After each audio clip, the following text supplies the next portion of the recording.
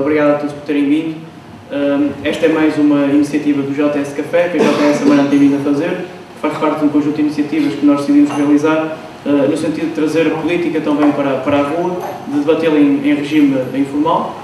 E esta é, portanto, a quinta vez que o fazemos. Desta vez vamos falar sobre um tema que para nós também é muito caro, já que somos todos socialistas, ou se não somos, deveríamos ser. É um tema que nos é muito caro e agradeço desde já a oportunidade do Pedro Nuno Santos de poder estar hoje aqui presente. É para mim um gosto, porque eu entrei para militante da Juventude Socialista quando o Pedro Nuno Santos era secretário-geral da Juventude Socialista. Aliás, esqueci-me de trazer, mas tenho ali no carro uma carta que eu recebi na altura, o JS ainda enviava cartas aos militantes a dar boas-vindas enquanto militante, e tenho lá assinada pelo Pedro Nuno, e ainda faço questão que ela hoje seja novamente assinada por uma iniciativa que o Pedro Nuno se deslocou a Amarante. Espero que este debate acabe por ser produtivo para todos nós, consigamos falar sem problemas e principalmente falarmos do futuro do Partido Socialista, do futuro do socialismo para Portugal e para a Europa, sem termos qualquer tipo de conceito em abordar todos os temas. É isso que se prende, é isso que também é exigido à Juventude Socialista, é isso que é exigido a nós jovens que queremos fazer mais e queremos fazer mais e melhor também na política. Passo então a palavra aqui ao Pedro Nuno, a palavra e o micro. Ouvem-me todos, não ouvem? Todos e todas, peço desculpa. Eu queria, antes de mais, agradecer o convite. É uma honra, é um prazer muito grande aqui estar em Amarante, estar com tantos jovens e menos jovens também aqui presentes, mas os jovens são a maioria, e termos aqui a oportunidade de pensarmos um pouco o socialismo no século XXI, mas nós não podemos, obviamente, fazer esse debate sem pensar o momento que nós hoje vivemos, porque hoje ser socialista ainda é, infelizmente, resistir à destruição das poucas conquistas, ou das conquistas que nós conseguimos em Portugal e na Europa nas últimas décadas. E é nesse ponto em que nós estamos. Nós não devemos deixar de pensar o futuro, mas nós hoje estamos confrontados com uma ofensiva que põe em causa as construções, as conquistas sociais das últimas décadas. E eu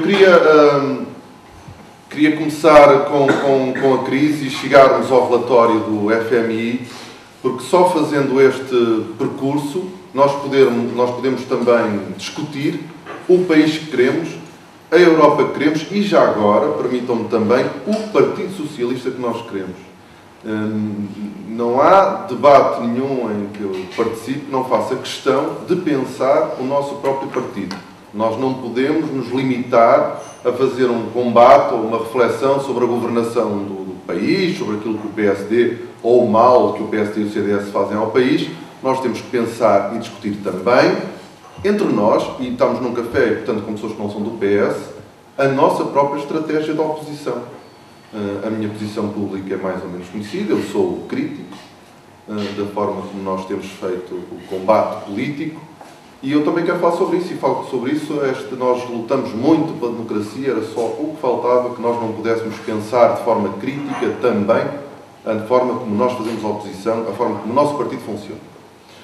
Nós sofremos ainda hoje as consequências de uma crise sem precedentes que rebentou nos Estados Unidos da América e no sistema financeiro americano. E por mais voltas que se tente dar, esta crise começa em 2007 no sistema financeiro, nomeadamente no setor imobiliário americano.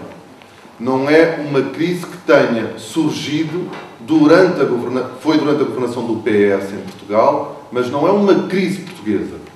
Um dos grandes males do debate político é, uma vez que a prioridade é a conquista do poder, nós simplificamos a mensagem e, infelizmente, entramos todos num ciclo de mentira que nos impede de resolver os problemas, de descobrir as soluções. E a ideia de que o Partido Socialista é responsável pela situação em que nós estamos é uma ideia que, infelizmente, até dentro do Partido Socialista ganhou algum terreno.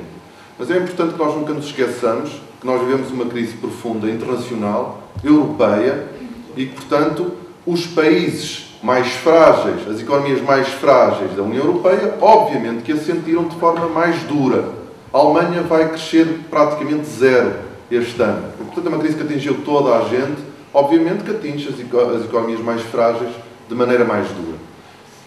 A crise chega à Europa em 2008 e, como eu vos dizia, Portugal é um dos países mais atingidos por essa crise e a resposta que a Europa se propõe a dar à crise em 2009 é ainda a resposta certa. Isto é, quando há uma crise, obviamente que a economia abranda, as empresas começam a vender menos, começam a fechar, pagam menos impostos, o desemprego começa a aumentar, o Estado aumenta a sua despesa. Quando há uma recessão económica, a dívida pública dispara. É assim, é a natureza dos estabilizadores automáticos, como se diz em economia. Não, independentemente de um governo decidir mais ou menos gastos, quando há abrandamento económico, a dívida pública, a dívida de um Estado, dispara. Dispara, porque as empresas pagam menos impostos, o Estado recebe menos receitas fiscais, ao mesmo tempo que paga mais despesas, nomeadamente com o aumento do desemprego. Portanto, nós fomos atingidos por uma recessão brutal que teve esta consequência, não só na nossa economia, mas também nas contas públicas, nas contas do Estado português. A Europa, em 2009, desafia os governos da União Europeia a aumentarem os gastos públicos. Como, aliás, fizeram os Estados Unidos da América, que injetaram 700 mil milhões de dólares na economia para tentar travar a crise. E a Europa, que não tem um governo federal e, portanto, não tem um orçamento com dimensão, tem um orçamento comunitário, mas residual, não tem um orçamento federal, tiveram que ser os orçamentos nacionais a suportarem o combate à crise. E foi isso que Portugal fez. Portugal, em 2009, não só já vinha a sofrer o desequilíbrio das contas públicas provocado pela recessão económica, como, em resposta ao desafio da União Europeia, aumenta os gastos públicos. Nós antecipamos as obras da Parque Escolar, que nós tínhamos projetadas para vários anos. Muitas dessas obras nós antecipamos para 2009 para dar resposta aos desafios da União Europeia. O que é que acontece? E foi uma estratégia que naquele ano funcionou. E funcionou porque Portugal, apesar de tudo, em 2009 consegue crescer. Cresceu um pouco mais de 1%, mas ainda conseguiu crescer. Travou a queda e conseguiu crescer. Infelizmente, logo em 2010, a União Europeia recusa-se, e o Banco Central Europeu, as instituições europeias recusaram-se a fazer aquilo que se faz em qualquer país do mundo, menos na Europa, que é o seu Banco Central financiar o aumento do endividamento público. Isso foi o que aconteceu nos Estados Unidos da América, a dívida pública americana aumentou e o FED, o Banco Central Americano, financiou esse aumento da dívida pública criando moeda. É assim que se faz em todo o mundo, é assim que não se faz na Europa. O que é que acontece? O BCE estava impedido de financiar o aumento da dívida pública disparou, e a Europa diz então aos Estados nacionais: meus senhores, agora os senhores têm que cortar na despesa e aumentar impostos, porque nós não vos vamos financiar esse aumento do endividamento público. E a austeridade começa em Portugal connosco, começa em Portugal com José Sócrates, com o PS. Mal, mas começou já connosco. PEC 1, PEC 2, PEC 3 e PEC 4 eram programas de austeridade. E a austeridade, em contexto recessivo, é sempre estúpida. Há quem diga, também dentro do PS, que há uma austeridade que não é estúpida, há uma austeridade inteligente. A austeridade, em recessão, é sempre estúpida. E porquê? Não é difícil de perceber que quando nós cortamos no rendimento de funcionários públicos ou de pensionistas, não é só o Estado que está a poupar. Não, o Estado está a poupar naquele momento, já lá iremos ao Estado, mas quando nós retiramos rendimento a um funcionário público, a um pensionista ou a um trabalhador do setor privado através do aumento de impostos, nós estamos a tirar também rendimento às pessoas que iriam prestar serviço a esses reformados, a esses funcionários públicos. Por outras palavras, este café vende menos se os trabalhadores portugueses tiverem menos rendimento.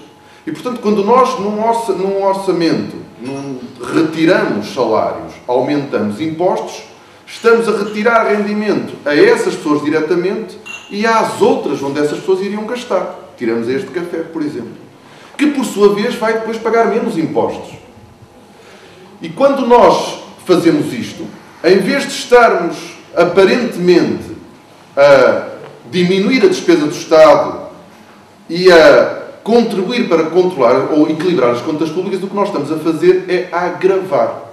E estamos a agravar porque, obviamente, num contexto recessivo, se nós cortamos na despesa e aumentamos nos impostos, nós vamos agravar ainda mais a recessão. Estes cafés, restaurantes, lojas começam a vender menos ou a fechar e são também menos receitas fiscais que chegam ao Estado.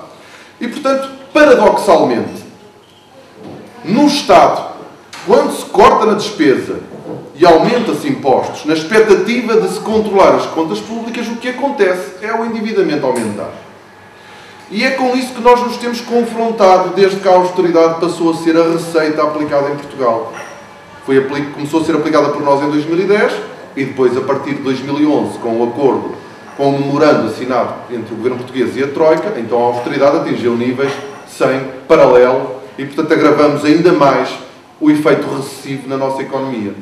Passados estes anos todos, era de esperar, porque nós começamos, já estamos a entrar em 2013 e a receita continua a ser defendida.